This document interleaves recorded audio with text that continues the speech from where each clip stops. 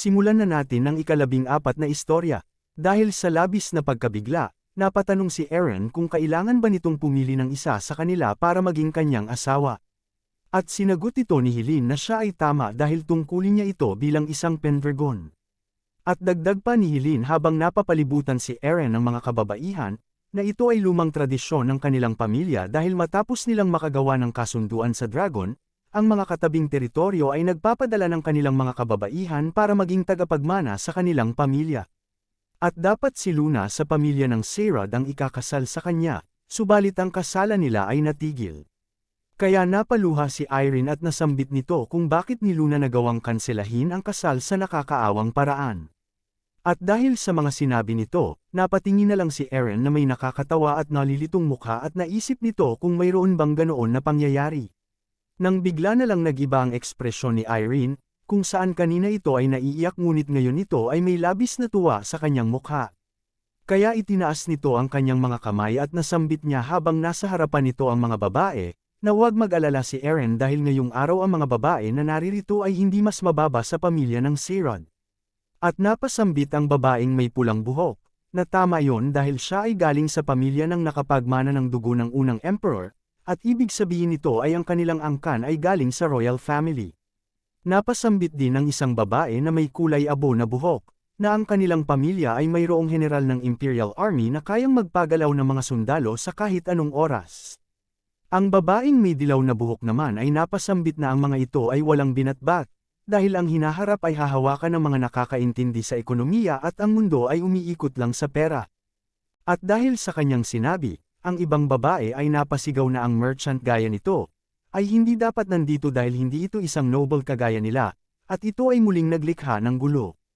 At dahil sa kaguluhang ito, napatingin na lang si Aaron sa kanila na may seryosong mukha.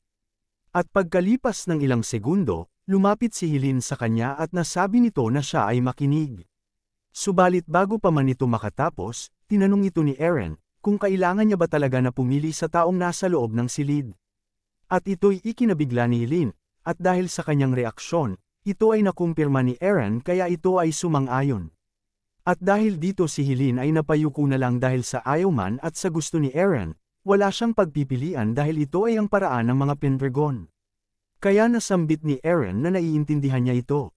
Kaya ito ay biglang umakbay sa kanyang katulong at nasambit nito na ang pinipili niya ay si Lindsay bilang kanyang asawa. At dahil dito, nanlaki ang mga mata at natigilan si Lindsay. At ganoon din ang reaksyon ng kanyang inang si Helene at ang kanyang kapatid na si Irene. Makikita din sa kabila ang grupo ng mga babae kung saan habang ang mga ito ay nagkakagulo, ang mga ito ay napahinto at napatitig kay Aaron dahil sa kanilang mga narinig. Si Lindsay naman ay napatingin kay Aaron at hindi pa rin makapaniwala sa kanyang mga sinabi.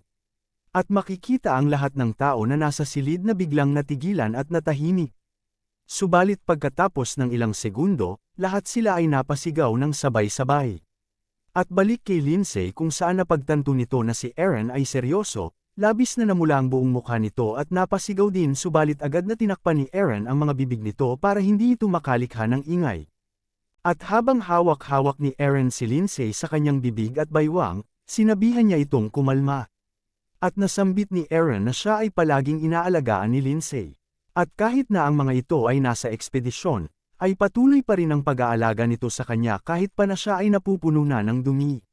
At dahil dito, siya ay nabighani sa kanyang katapangan sa Bellwind Gate at nakagawa ng kasalanan kaya kailangan niyang panagutan ito.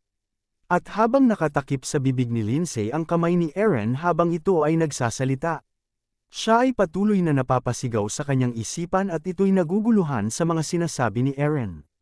At nang makatapos si Aaron sa pagsasalita, ito ay nanghingi ng patawad dahil sa pagiging tahimik nito tungkol dito hanggang ngayon.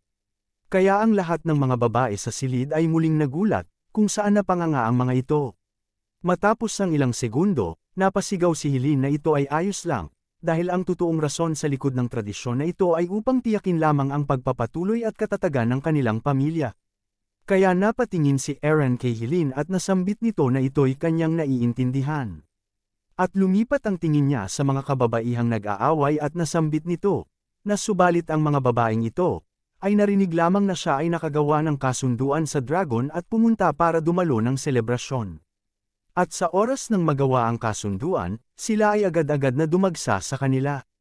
At natanong nito kung nasaan sila nung mga pamilya ng Pendragon ay dumadaan sa mahihirap na panahon, at noon gusto ba nila na makipag-ugnayan sa kanilang pamilya. Dagdag pa ni Eren, na ang tanging nag-alaga sa kanya ng 3 taon ng walang anumang layunin o motibo ay si Lindsay. Dahil sa narinig ni Lindsay, ito ay labis na kinilig at muling namula ang buong mukha nito. Subalit ang mga noble na babae ay napasigaw ng hindi pagsang-ayon dahil ito ay isang katulong lamang. At dahil dito si Eren ay nagbigay ng nakakatakot na titig sa mga ito, at nasambit niya, na iyon ay walang kahulugan para sa kanya. Dagdag pa nito na ang mga tao na umaasa sa kanilang katayuan sa pamilya ay mga tanga. At dahil sa sinabi ni Eren, natigilan ang mga babae at parang naging bato sa kanilang kinatatayuan. At habang hawak-hawak ni Eren si Lindsay, ito ay muling napatingin kay Hilin at Irene at nasabi na meron din itong mga kasamahan. Ang mga taong sumusuporta sa kanila sa buong panahong ito, si Killian at ang kanyang mga sundalo, ang walang kapantay na Anaconda Orcs, ang goblin na si Kazal, at ang harpy na si Tata. Dahil sila ay pumunta kasama niya sa musoleo ng hindi nagdadalawang isip. Kaya ang kasamahan niya na mga ito ay kanyang pinagkakatiwalaan. At lumapit si Eren kay Hilin at hinawakan nito ang kanyang kamay at natanong nito sa kanyang ina, hindi ba't naging mahina na ang ating pamilya dahil sa pagdepende sa mga alyansa, wika nito. At dahil sa mga sinabi nito, labis na kasiyahan ang naramdaman ni Irene at Hilin kung saan ang mga ito ay napaluha. Napatingin din si Lindsay kay Eren na mayroong tuwa sa kanyang mukha. At napalingon si Eren sa kanya, at natanong nito kung paano siya, tinatanggap ba nito na siya ay maging kanyang asawa. At napaatras si Lindsay sa tanong nito, subalit naiiyak at nanginginig nitong nasabi na syempre ito'y tinatanggap niya. Dahil dito, muling umakbay si Eren kay Lindsay at hinawakan niya ang isa niyang kamay, at ito ay nag-anunsyo ng pasigaw. Simula ngayon, ang katulong na si Lindsay ay ikakasal na ngayon sa pamilya ng mga Pendragon. Pagkatapos ng mga pangyayaring yon, makikita si Eren sa loob ng kanyang silid at nasa likuran nito si Atia habang kinukwento ang mga pangyayari. At nasambit ni Atia na ito ay parang napakagandang palabas, at dagdag pa nito na iniisip niya na isa lang itong hindi papino na sundalo. Kaya napatanong ito kung ito ba ang totoo niyang pakay. Subalit napapikit na lang si Eren at napaisip, at napatanong na lang ito sa matanda kung bakit ito nandito kahit pa na nabuksan na ang musoleo. At sinagot ito ni Atia, na gusto niyang makita ang mukha ng kanyang apo ng isa pang beses bago ito umalis. Dagdag pa nito na malaki ang kanyang pinagbago mula nang huli niya itong makita. Ngunit hindi ito pinansin ni Eren, kaya nagpatuloy ito sa pagsasalita. Nasabi din ni Atia na ang walang alyansa ay hindi magiging madaling daan sa ngayon para sa mga Pendragon. Subalit, napatayo si Eren at nasabi na mayroon itong plano. Kaya naagaw ang pansin ni Atia. At nasambit ni Eren na ang mga Pendragon ay nabawi ang lakas ng dragon at dahil dito, maraming tao ang gustong pumuhunan sa kanila. Kaya siya, bilang si Raven, ay gusto nitong kunin ang mga taong magiging bayani sa hinaharap. At dahil dito, nabigla si Atia sa kanyang sinabi dahil napagtanto nito, na siya ay galing sa hinaharap kaya alam niya kung sino ang magiging makabuluhang tao sa mga panahon na iyon. Nasambit din ni Eren, na kung magagawa niya ang mga ito bilang tapat na kasamahan habang sila ay hindi pa kilala ay makakagawa sila ng mas malakas na hukbo sa loob at sa labas ng kanilang teritoryo. Kaya napaisip si Atia, at nasambit nito na kung mayroon itong ganoong kalakas na hukbo, ngunit bago pa nito matapos ang kanyang sasabihin ay napalapit si Atia kay Eren at napahawak sa kanyang balikat at masaya nitong natanong, kung siya ba ay planong kuhanin ang trono. Subalit naiinis ni Eren na sinabi na huwag niya itong hawakan. Kaya pabiro itong sinagot ni Atia, kung pwede niya ba itong yakapin. Kaya napasigaw si Eren na ito'y huminto. At nasabi ni Atia na ito'y binibiro niya lang, at siya ay lumayo at humarap sa bintana at nasambit nito na ngayon ay wala na siyang pinagsisisihan. Walang may nasagot si Eren dito. Pero pagkatapos ng ilang segundo ay nasambit nito na mayroong 6 na dragon na dumating habang siya ay gumagawa ng kasunduan kay Sol. At dahil sa sinabi ni Eren, si Atia ay labis na nagulat kung saan ito ay napalingon. At dagdag pa ni Eren na ang itim na dragon ay may binanggit tungkol sa Dragon God at Demon God. At sa pagkakaintindi niya sa kanilang pag-uusap, mayroong rason ang pagbuhay muli nito bilang si Eren. Naalala din nito na si Baltay ay may sinabi na ang lahat ay konektado. At dahil sa mga sinabi ni Eren, si Atia ay napasagot na ito ang unang beses niyang marinig ang tungkol sa dragon at demon gods. Napatanong ito kay Eren kung si Sol Drake ba ay may sinabi tungkol dito. Subalit, sinagot siya ni Eren na ang tanging paulit-ulit na sinasagot nito ay ang oras lamang ang makakasagot nito. At nasabi ni Atia na silang dalawa ay magkasundo ng mabuti. Kaya napatanong si Eren kung ano ang ibig nitong sabihin. At sinagot ito ni Atia na tinawag niya itong Sol ngayon lang. At sinabi ni Eren na ito'y dahil pinakiusapan siya ni Sol Drake na ito'y tawagin siya ng ganoon. Dagdag pa ni Eren na siya lang at si Sol Drake ang tanging nakakausap niya sa mga ganitong bagay. Ngunit bago pa man ito matapos ang kanyang sinasabi, napansin niya na si Atia na unti-unting naglalaho, kaya nanlaki ang mga mata nito. At ito'y nabahala at nataranta. At makikita natin si Atia na naiiyak at sinabihan niya si Eren, na kailangan niya nang umalis habang patuloy itong nawawala. At dahil dito, si Eren ay napasigaw na huwag itong umalis, pero patuloy pa rin ito na naglalaho. Kaya hinawakan ng malumanay ni Atia sa mukha si Eren at nasambit niya habang patuloy na dumadaloy ang kanyang mga luha sa kanyang mukha. Kahit pa ito'y layunin ni Raven o ni Eren. Talagang naniniwala ako na magtatagumpay ka, ang minamahal kong Pendragon. At nanlaki ang mga mata ni Eren dahil sa mga sinambit ni Atia, at dahil napagtanto nito na ito na ang magiging huling beses na makikita niya si Atia ay nasambit nito ang salitang lola. At kaagad niya itong niyakap ng napakahigpit, kung saan ito'y ikinagulat ni Atia, at ito'y napayakap din kay Eren at napangiti habang ito ay patuloy na umiiyak. At nasambit nito, magpatuloy ka mula ngayon, Eren Pendragon at Raven Valve. At ito'y tuluyang nawala sa ere habang ito'y yakap-yakap ni Eren.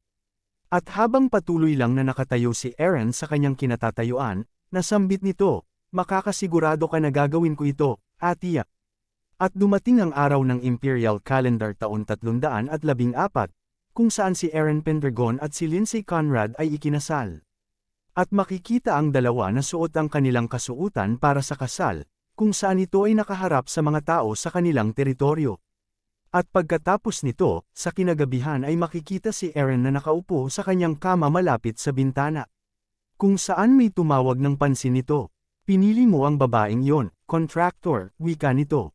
At napalingon nito sa bintana at nakita nito si Sol Drake na nakatayo dito, kaya nasambit ni Eren ang pangalan nito. At dahil gusto ni Sol Drake na tawagin itong Sol, kaya tatawagin na lang natin siya simula ngayon bilang Sol. At nasambit din ni Eren na alam ni Sol ang rason sa likod ng handaan. At napasagot si Sol, na siya ay tama at napatanong ito kung bakit nito pinili ang katulong na babae. At sinagot din ito ni Eren, na dahil napakaraming obligasyon kung ito ay kukuha ng kasal sa mga noble at ito ay mahihirapang gumalaw. At dagdag pa nito, na tungkol sa tagapagmana, ay wala itong pakialam kung kahit kanino niya itong gawin. At mas makabubuti sa kanya na ito'y matapos na kaagad. At dahil sa sinabi nito, napatanong si Sol kung hindi ba siya interesado sa babae. Kaya sinagot ito ni Eren, na si Lindsay ay nag-alaga kay Eren ng 3 taon habang ito'y nasa coma at sa bingit ng kamatayan kaya pinagkakatiwalaan niya ito. At natanong ni Eren kung saan ito galing dahil bigla na lang itong lumipad papaalis. At sinabi ni Sol na ito ay galing sa Rhea. At napatanong si Eren kung ano ito. At nasambit ni Sol na ang Rhea ay matatagpuan sa talampas sa likod ng kastilyo, at mayroong rebulto ng dragon na makikita dito. At dito ito naninirahan pagkatapos makagawa ng kasunduan sa mga Pendragon. Kaya natanong ni Eren kung hindi ba nakakasawa kung siya ay nandoon. At sinagot ito ni Sol habang nakatingala sa kalangitan, na ito'y pareho lang kahit saan siya magpunta dahil wala ring may nakakarinig ng boses niya. Kaya nasambit ni Eren na ang mga Pendragon ay naririnig ito. Subalit nasambit ni Sol, na hindi niya talaga nakakausap ang mga Pendragon hanggang ngayon. At kahit pa si Gordon o ang kanyang ninuno na si Clean. At sa mga sinabi ni Sol, si Eren ay nabahala. At dagdag pa ni Sol, na hindi din nila gusto na ito'y mag-ibang anyo bilang tao. Kaya bilang respeto sa kanilang utos, siya ay palaging namamalagi sa Rhea. Kaya bumalik sa alaala ni Eren ang mga sinabi ni Atia na sila ay nagkakasundo ni Sol. At naalala din nito ang mga sinabi ni Sol kung saan ito'y sinabihan siya na madaldal at nasabi nito na ang mga Pendragon ay bihirang makipag-usap sa kanya. At dahil dito, napaisip si Eren, na ganito ang sitwasyon ni Sol sa mga siglong dumaan. At nasambit ni Sol, na kahit ito pa ay si Eren o Raven, siya pa rin ay ang kanyang contractor. At tinawag ito ni Eren ng kanyang pangalan na Sol, at ito ay napalingon sa kanya. At nasambit ni Eren, na hindi ito sanay na tinatawag siyang contractor kaya pwede niya itong tawagin sa kahit ano niyang gusto maliban sa contractor. At ito ay ikinabigla ni Sol, kaya napaisip ito ng malalim, at nasambit niya na simula ngayon ay tatawagin niya itong Ray. At dahil sa sinabi ni Sol, nanlaki ang mga mata ni Eren, at bumalik ang alaala nito ng nakaraan sa buhay niya noong siya pa si Raven, kung saan tinatawag siya ng Ray ng kanyang kuya habang ito ay hinahawakan sa ulo. At dahil sa alaala na ito ay natigilan at natahimik. Kaya natanong ni Sol kung hindi ba niya ito gusto. Kung saan napasagot ito na hindi, dahil gustong-gusto niya ito habang may malaking tuwa sa kanyang mukha. At nasabi nito na pwede niya itong tawagin na ganoon simula ngayon. At si Sol ay muling nagulat, kung saan ito ay napangiti rin, at nasambit nito, na iiba ka nga talaga Ray, mula sa ibang mga Pendragon hanggang ngayon, na may malaking kasiyahan sa kanyang mukha. At dahil dito, ay napahinga si Eren at napangiti sa reaksyon ni Sol. At si Sol naman ay napapikit at muling napatingala sa kalangitan at nasambit nito sa kanyang isip, Alex, ang unang Pendragon. Mukhang ngayon, ang iyong pangako ay mabubuo na sa wakas. At pagkatapos ng mga kaganapan na iyon, may makikita tayo na isang ibon kung saan mayroon itong daladalang supot na naglalaman ng mga papel kung saan ito ay kanyang hinuhulog kung saan-saan. At makikita sa mga papel na ito ang balita tungkol sa mga Pendragon na muling nakabuo ng kasunduan sa Dragon. At ang anunsyong iyon ay mabilis na kumalat sa iba't ibang teritoryo ng imperyo. Kung saan may makikita na may mga mersenaryo na nakapulot nito, at makikita ang kanilang pag-uusap habang nakasakay sa kanilang kabayo. At sinasabi ng lalaking kalbo, na ang mga Pendragon ay may teritoryo na parehong antas ng maliit na imperyo. Subalit mayroon lang silang 5 knights.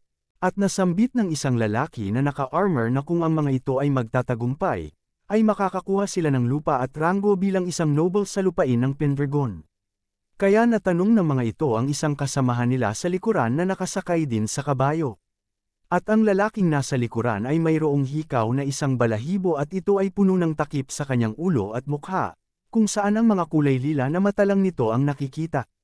At makikita naman sa isang teritoryo na malapit sa baybayin at napapalibutan ng mga barko. Mayroong isang lalaki na nakasando sa kanyang silid na hawak-hawak ang papel at binabasa nito ang nilalaman ng anunsyo. Na hindi lang dragon, kundi pati mga demonyo at ang Anaconda Orcs ang sumusunod sa kanya. At nasambit nito, Eren Pendragon, interesado ako sa iyo. At sa ibang teritoryo naman, may makikitang sumisigaw dahil hindi makapaniwala na si Eren ay nakagawa ng kasunduan sa dragon. Ito ay si Count Sayrod, ang ama ni Luna. At habang nasa harap si Luna ng kanyang ama, ay pagalit ni Count na nasambit na sila ngayon ay nakakatawa dahil sa pagkansela ng kasal. At dagdag pa nito na ito'y hindi ito makakapagpahinga ngayon. Kaya napatingin na lang si Luna dito nang may pag-aalala. At ito ay napayuko habang naiisip si Eren. At pumunta naman tayo sa ibang teritoryo, kung saan may makikitang isang kamay na nagpapalabas ng kulay lila na mahika. At nabasa nito ang balita tungkol sa Pendragon. At mayroon din isang lalaki na may balbas kasabay ng lalaking nakaitim na manto, at sabay nilang nasambit na sa ginagawa nilang mundo si Eren ay istorbo. At sinunog ng nakaitim na manto ang hawak niyang papel na may balita tungkol sa mga Pendragon gamit ng kanyang mahika. At sa di kalayuan nila, mayroong nagsalitang lalaki at makikita itong kumakain ng karne. At nasambit nito na siya na ang bahala dito, kaya napalingon sa kanya ang lalaking may balbas at lalaking nakamanto, kung saan nakikita ang helmet nito. At nasambit ng lalaking nakamanto, ikaw ay hinihintay ko, ang Mad Dog ng Imperyo at Commander ng Demon Corp. Tuvan Baltay, ang dating commander na nagtraidor at pumatay kay Raven sa digmaan na si Baltay ay muling nagbabalik.